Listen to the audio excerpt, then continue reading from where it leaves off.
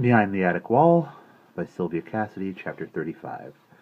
It didn't take Maggie to empty her desk on the last day of school. All she had to do was gather the loose papers together, trap them in an even rectangle, roll them into a slender tube, and drop them in the wastebasket.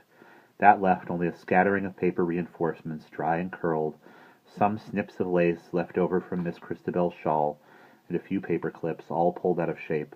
She swept them all up with the edge of her hand and dropped them, too, into the wastebasket. "What's your summer address?"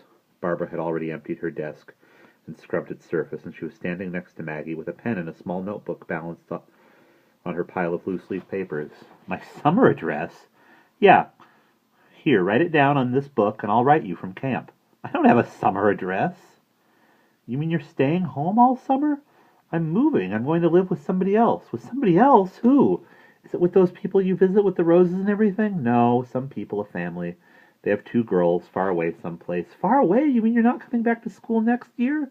"No." "Then where are you going? Or when are you going?" "Tomorrow." "Tomorrow?" Barbara looked at her a long time. "You never even got to see my costume dolls," she said. "No," Maggie answered. "That's okay. I don't play with dolls anyway." "I came to say goodbye," Maggie said. Timothy John and Miss Christabel continued to stare blankly across the table at one another, and Juniper sat in his basket on the floor. "I'm leaving tomorrow," she continued. "I'm going to live somewhere else with these other people, far away." She swiveled Miss Christabel's face toward her own and spoke for her. "Going away?" she said in a high voice. "But you can't go away. We need you here." "Yes," Maggie answered. "Well, maybe I'll come back and visit sometime. I don't know." "But we need you here all the time," she said for Miss Christabel. "We need you to take care of us. Isn't that right, Timothy John?" Maggie nodded Timothy John's head for him. "Yes," she made him say. "You are our special friend, Maggie. We think you are the most wonderful person ever. We like you a whole lot, and we don't want you to leave us. We need you here. We love you, Maggie." "I love you too," Maggie answered. "I love you both, and Juniper too."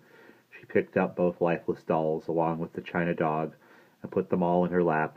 She rocked them all back and forth, the way she had seen mothers rock babies. "And I'm never going to forget you." She rested her chin on their reddish wigs and closed her eyes. "Ever," she whispered. Then she was silent for all of them as she held them close and watched as the sunlight moved across the table, touching the kettle with a sudden flash, and settling finally on the faces of the dolls in her lap. "Here," she said after a while. "Look, this is what I'll do. I'll fix you so that you can look at each other and have tea together after I've gone away. It will be just like always."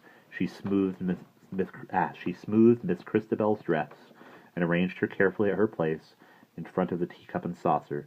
"Here's your bread and butter, right where you can reach it," she added, "and I'll put the tea cozy on the teapot to keep it warm for always." "For always," answered Miss Christabel. "How nice."